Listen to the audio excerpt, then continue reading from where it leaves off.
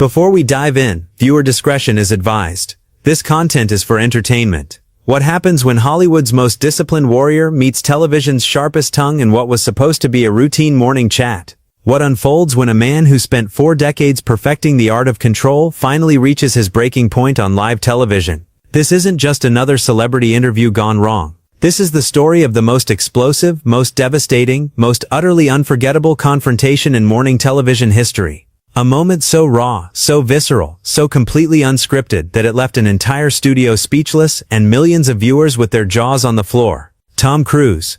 The name alone conjures images of impossible stunts, box office records, and a work ethic that's become legendary in an industry known for excess and ego. For 40 years he's been the gold standard of professionalism.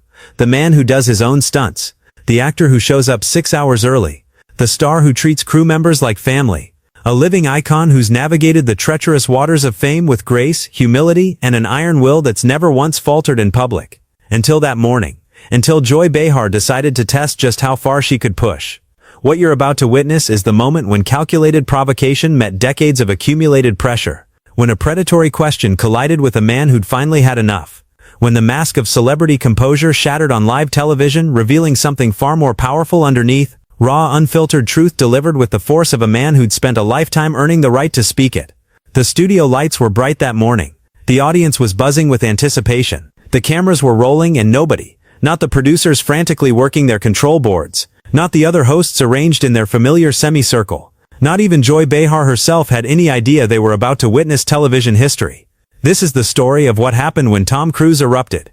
The morning of November 8th started like any other episode of The View. The studio audience filed in excited for another round of celebrity interviews and hot topic discussions. The show's signature red couches gleamed under the professional lighting. Camera operators checked their angles. Sound engineers adjusted their levels. In the control room, producers reviewed their rundown, confident they had another smooth show ahead. Tom Cruise wasn't scheduled to arrive until 9:47 a.m. for the 10:15 segment. But true to his legendary reputation, he walked through the studio doors at 8:30. Not with an entourage of handlers and assistants, but with a single publicist and a warm smile that immediately disarmed the staff. "Morning, everyone," he called out, that famous voice carrying easily across the studio floor. "Hope I'm not too early." The crew members exchanged glances. They'd seen hundreds of celebrities come through these doors. The divas who demanded specific water temperatures. The method actors who refused to break character. The social media stars who spent more time checking their phones than talking to anyone. But Tom Cruise, he was shaking hands with the camera operators, learning the names of production assistants, asking the makeup artist about her weekend. "Mr. Cruise, you really didn't have to come so early." The segment producer stammered, clearly flustered by the A-lister's genuine warmth. "Tom, please," he corrected with that megawatt smile. "And I like to get a feel for the space. Plus, I wanted to make sure I wasn't rushing anyone. Your time is valuable too." Little did he know that his early arrival would become the calm before an unprecedented storm. The host began arriving around 9 a.m. Whoopi Goldberg came first, immediately lighting up when she saw Tom. They'd worked together on a charity initiative for underprivileged children, and their reunion was genuinely warm. Sarah Haynes followed, excited about the interview. Even Sunna, the host, usually the most reserved of the panel, seemed animated by the prospect of talking with someone of Tom's caliber. And then Joy Behar made her entrance. Those who knew Joy well recognized something in the way she surveyed the scene. That calculating look, that slight smile that never quite reached her eyes. She greeted Tom politely enough too. Politely, some would later recall. Professional, measured. But there was something underneath, something the veteran crew members had seen before. Joy Behar was locked and loaded. "Tom, wonderful to have you," she said, extending a hand. Her grip was firm, businesslike. "Joy, thanks for having me," Tom replied, his warmth never faltering. "I've been a fan of the show for years. You all keep it real, and I respect that." Joy's smile widened slightly. "Oh, we definitely keep it real here. That's our specialty."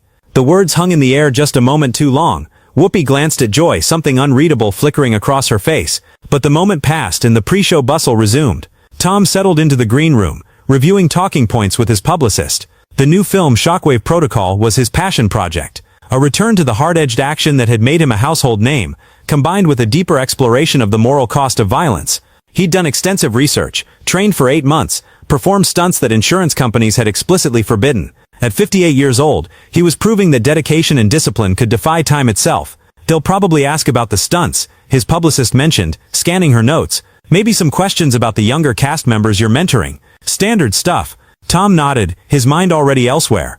He was thinking about a particular sequence in the film, a moment of vulnerability he'd fought to keep in the final cut, a scene where his character breaks down, showing the psychological toll of decades of violence. It was the kind of honest moment that big-budget action films usually cut, but Tom had insisted it was real, it was human, it mattered. He had no idea that real was about to take on an entirely different meaning. At 10:12 a.m., Tom was escorted to the set. The audience erupted in applause, genuine enthusiastic appreciation for a star they'd watched for decades. He waved, smiled, and settled into the designated guest seat with practiced ease. The lights were warm. The atmosphere was electric. This was what he did. This was easy. "Welcome back to The View," Whoopi began, her smile radiant. "We are so thrilled to have Tom Cruise with us today." "Tom, thank you for being here." "Thank you for having me," Tom replied, his posture relaxed, his demeanor open. "This is fantastic." The first 8 minutes were textbook perfect. They discussed shockwave protocol. Tom shared amusing anecdotes from set, the stunt that went slightly wrong, the young co-star who'd been terrified of heights until Tom spent 3 weeks personally training with her, the director's obsessive attention to practical effects. The audience laughed in all the right places. The energy was positive, warm, engaging. Sarah asked about his training regimen. Tom deflected with characteristic humility, redirecting credit to his stunt team, his trainers, the dedicated professionals who made him look good. Sunny inquired about mentoring the next generation of action stars, and Tom spoke passionately about the responsibility of passing down not just techniques but values, the importance of respecting your crew, honoring your commitments, putting in the work when nobody's watching. And Joy Behar sat there unusually quiet, watching, waiting. Those familiar with her interview style recognized the pattern. She was like a boxer in the early rounds, studying her opponent, looking for the opening. Her colleagues were carrying the conversation, building rapport, creating comfort, and Joy was letting them because she knew that comfort was the predecessor to vulnerability. The audience had no idea. The other hosts were blissfully engaged. Even Tom, despite all his media training and decades of interview experience, didn't see it coming. But at the 10-minute mark, Joy leaned forward slightly. Her posture changed. The temperature in the studio dropped by several degrees, though nobody could have explained exactly why. "Tom," she said, her voice cutting cleanly through the warm conversation, "can I ask you something?" The phrasing alone should have been a warning. Not "I have a question" or "let me ask you about," but "can I ask you something?" The false politeness of requesting permission for something she was going to do regardless. Tom turned to her, still smiling, still open. "Of course you talk a lot about values and responsibility," Joy continued, her tone conversational, but with an edge sharp enough to cut glass, "about mentoring the next generation, about putting in the work. But I'm curious, how do you reconcile that with some of the choices you've made in your personal life?" The air shifted palpably, undeniably. Whoopi's eyes widened slightly. Sarah's smile froze. Sunny's hand tightened almost imperceptibly on her note card. In the control room, a producer muttered, "Oh God, here we go." But Tom remained composed. His smile didn't falter though. Something in his eyes, something subtle, something steely suggested. He understood exactly what was happening. "I'm not sure I follow, Joy," he said evenly. "What choices are you referring to?" Joy leaned back, clearly relishing the moment. "Well, you've been married 3 times. You've had very public relationships that ended in very public ways. You've been involved in, let's call it what it is, some controversial organizations and belief systems that many people find troubling. And yet here you are talking about values and mentorship, as if Joy." Whoopi tried to intervene, her voice carrying a warning note. But Joy wasn't finished. "As if you're some kind of moral authority. I'm just wondering if you see the contradiction there, because a lot of people watching might see it." The studio held its breath. This wasn't a question. It was an ambush carefully constructed and deliberately deployed. A personal attack wrapped in the veneer of legitimate journalism, designed to provoke, to embarrass, to score points with viewers who loved seeing celebrities taken down a peg. Tom Cruise sat perfectly still for 3 full seconds. His expression didn't change. His posture didn't shift. But everyone in that studio, from the audience members in the back row to the camera operators behind their equipment, to the host sitting mere feet away, felt something change in the man beside them. "Joy," he said quietly, his voice measured and controlled. "That's an interesting way to frame a question." It wasn't anger in his tone. Not yet. It was something more dangerous. Absolute clarity. The voice of a man who just realized exactly what kind of conversation this was going to be, and was calculating his response with the precision of someone who'd spent decades navigating Hollywood's treacherous waters. "I'm just asking," Joy pressed, sensing she'd drawn blood, but not yet satisfied. "You put yourself out there as this example of dedication and professionalism, but your personal life tells a very different story, doesn't it? 3 marriages, Tom. 3 divorces. That's not exactly the picture of stability you're trying to sell here, Joy." "That's really not," Sarah started, clearly uncomfortable with where this was heading. "No, it's fine," Tom interjected, his voice still calm, but with a new undercurrent that made everyone pay closer attention.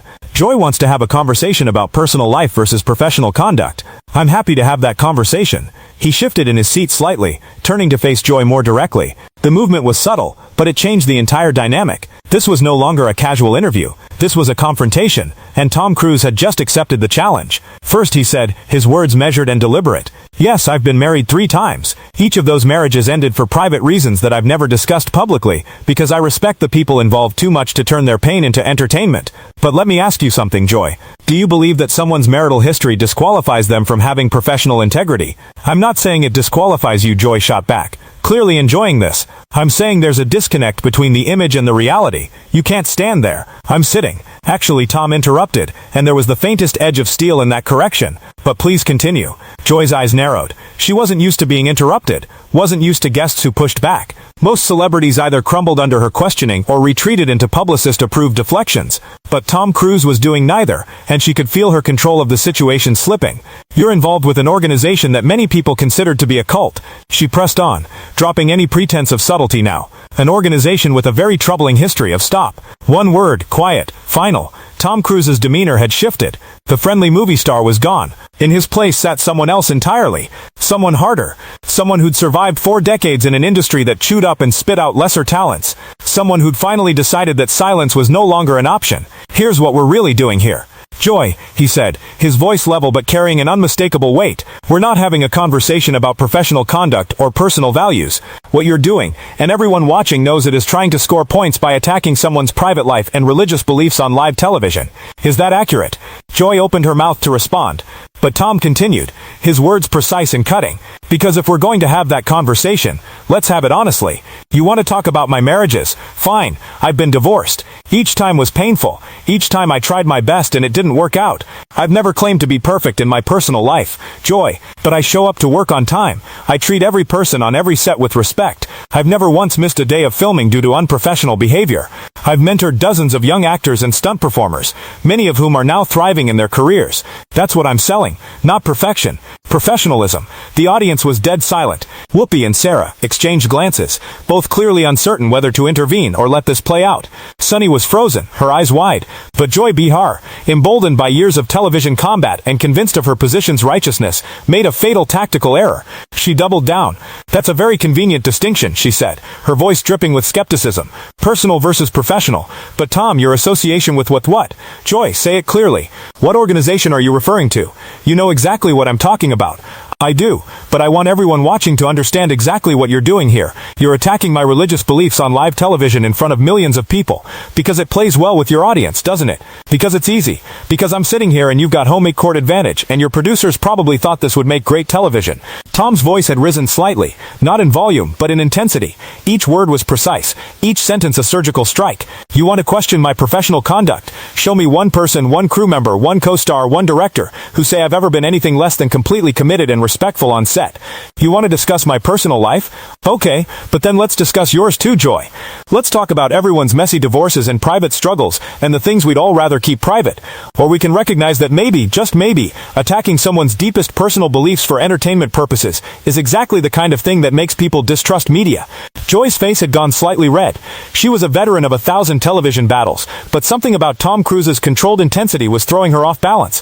She'd expected defensiveness or retreat. Instead, she'd gotten a systematic dismantling of her approach delivered with devastating precision. I'm a journalist, she started. You're a television host.